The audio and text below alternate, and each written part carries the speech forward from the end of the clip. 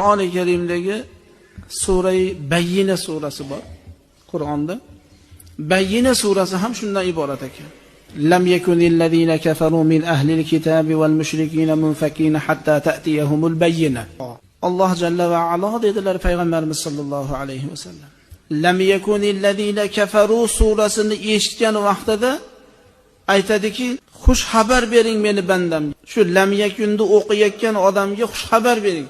Shunday debki, azizligimga qasam ichaman deydi Xudo. Qasam ichib aytayapti. O'zimni azizligimga, ulug'ligimga qasam ichamanki, ey banda, dunyo oxirat holatlaridan bo'lgan biror bir holatda seni unutmayman. Dunyoda qanaqa tashvishga tushasan, oxiratda qanaqa tashvishga tushasan, biror bir daqiqada men seni unutmayman, men sen bilan birga bo'laman. Wala umakkinanna laka fil jannati hatta tarda.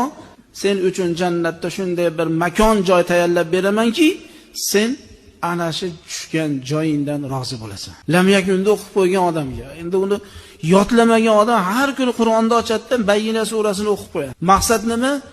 Allohga yaqinlashish. Xudodan ana shu oyatni surani o'qib turib, Alloh meni boshimga mana bu holat tushdi. Mana shu holatdan, shu qiyinchilikdan, shu mashaqqatdan menga yordam ber deb turib Allohdan so'rasa, Xudo taborak va taolo ana shu daqiqani o'zida Alloh unga hojatini ravon, mushkulotini oson qilar.